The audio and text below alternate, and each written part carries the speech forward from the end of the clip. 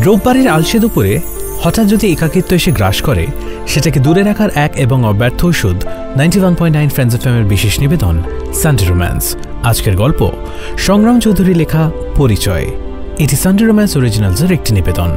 মুখ্য চরিত্রে আবরণ, নীলাশা এবং কথক। শুরু হচ্ছে পরিচয়। প্লিজ দরজাটা বন্ধ করো না, খুব ভয় করে আমার। প্লিজ বন্ধ করো না। না নীলা, বন্ধ করছি না, শুধু একটু ভেজিয়ে দিচ্ছি। নীলা? নীলা কে? ও সরি, ভুল করে বলে ফেলেছি। না বলো, নীলা কে? আমার স্ত্রী নীলাশা। ও, খুব সুন্দরী বুঝি? হ্যাঁ, খুব। কোথায় তোমার স্ত্রী? আলাপ করাবে না আমার সাথে? সে হারিয়ে গেছে।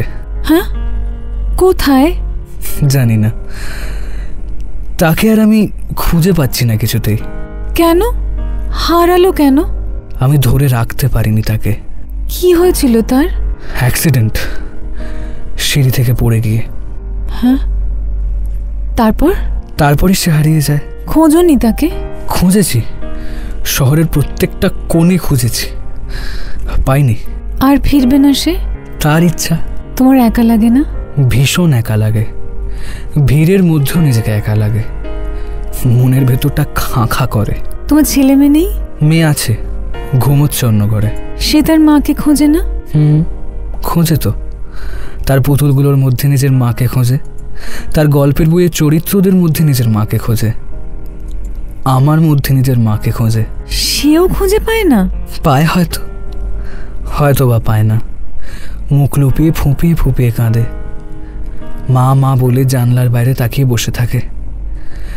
তার মায়ের বলা গল্পগুলো নিজেই নিজেকে বলে ঘুম পাড়ায়। কোন গল্প? এক রাজপুত্র আর রাজকন্যার গল্প। রাজপুত্র একদিন ঘোড়া থেকে পড়ে যায় আর তার সব স্মৃতি লোপ পেয়ে যায়। রাজকন্যা তার পায়ের কাছে সারা দিন বসে থেকে তাদের পুরনো গল্প শোনায়, মনে করানোর চেষ্টা করে তাকে। শেষমেশ পেরেছিল রাজকন্যা? জানি না, হয়তো পেরেছিল। চলো না, আমরা দুজন মিলে তোমার স্ত্রীকে খুঁজি। কোথায় খুঁজবে তা জানি না, কিন্তু খুঁজে বার করবো ঠিক। তোমার নাম কি? আমার আমার আমার আমার যে কোনো নাম নেই। কিছু নাম তো থাকবেই। কি দরকার নামের? ওটা তো শুধু কয়েকটা অক্ষর। পরিচয় কি শুধু নামেই হয়? তাহলে তোমার পরিচয়? আমি একটি মেয়ে, যার পরিচয় সে নিজেও খুঁজছে, ঠিক যেমন তুমি তোমার স্ত্রীকে খুঁজছো। তোমার বাবা মা নেই, স্বামী নেই? কি জানি, হয়তো আছে, তবে আমি চিনি না। চেনার চেষ্টা করবে না? আগে নিজেকে চিনি, তারপর। নীলাশার সাথে এই অবান্তর কথাবার্তাগুলো বলতে বলতে আবরণের চোখে যে কখন কয়েক ফোঁটা জলের উদয় হয়েছে তা সে নিজেও টের পায়নি।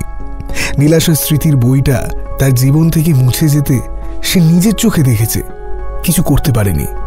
নিজের 10 বছরের ভালোবাসার কাছে অচেনা হয়ে উঠতে তা লেগেছে মাত্র 3 মাস। 3 মাস হসপিটালে থাকার পর নীলাশা আজ বাড়ি ফিরেছে, কিন্তু তার কাছে তার এই বাড়ি, তার কাছের মানুষগুলো, তার নিজের পেটের সন্তান সবাই অচেনা, সবাই নতুন। আদৌ কি কোনোদিন সে আবরণকে চিনতে পারবে? আবার আগের মতো তার সাথে ঝগড়া করবে? আবার নিজের মেয়েকে রাজপুত্র আর রাজকন্যার গল্প বলে ঘুম পাড়াবে?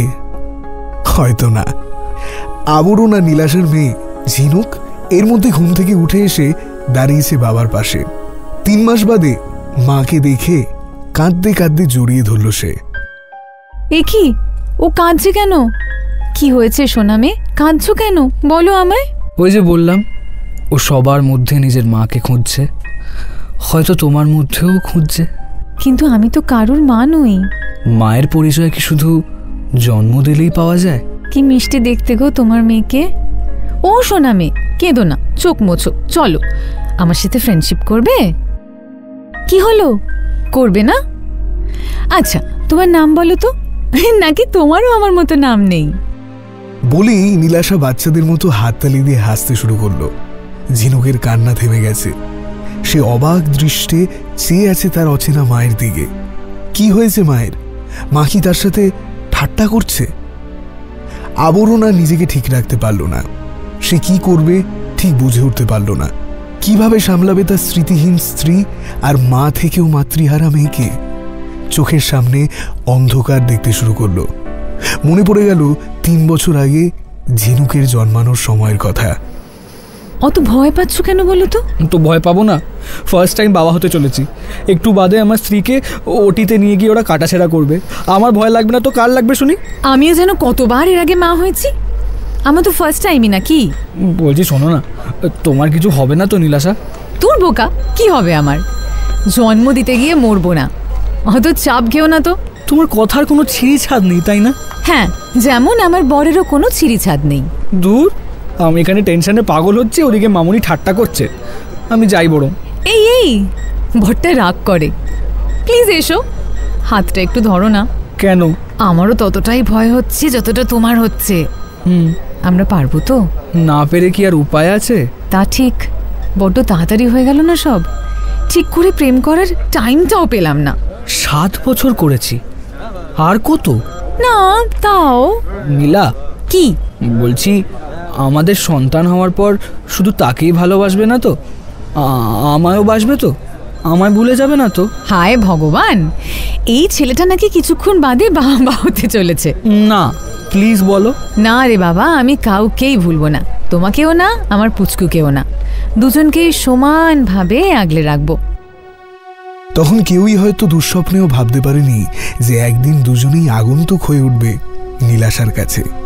কিছু অচেনা সুরের গানের মতো ঝিনুক আর আবরণ বেঁচে থাকবে নীলাশার জীবনে। সে যেন সবার সামনে থেকেও নেই। এর সে কি পুরোপুরি শেষ হয়ে যাওয়া ভালো নয়? আবরণের এখনো কানে বাজে ঝিনুকের সেই ভয়ার্ত আর্তনাদ।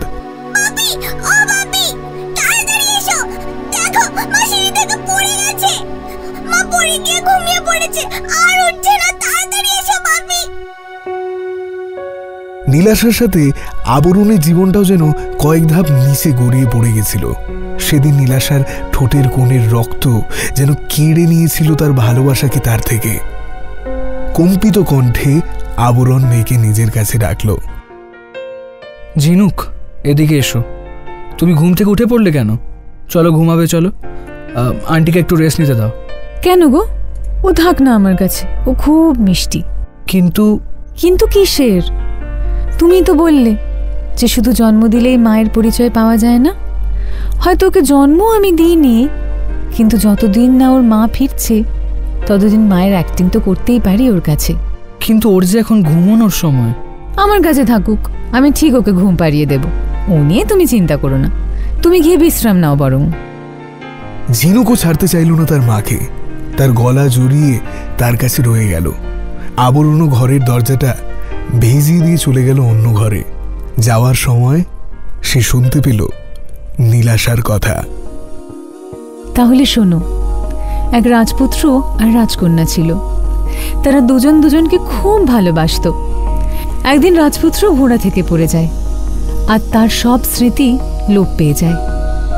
রাজকন্যা তার পায়ের কাছে সারাদিন বসে থেকে তাদের পুরনো গল্প শোনায়, মনে করানোর চেষ্টা করে তাকে।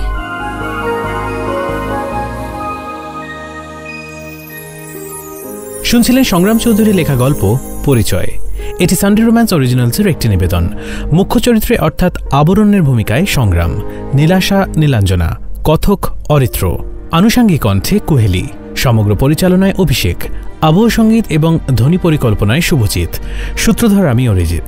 শেষ হলো এই রোববারে সানডে রোম্যান্সের আমাদের বিশেষ নিবেদন পরিচয়। আগামী রবিবার ঠিক দুপুর 2টায় এরকমই একটা রোম্যান্টিক গল্প নিয়ে হাজির হবে সানডে রোম্যান্স, শুধুমাত্র 91.9 ফ্রেন্ডস এফএমে।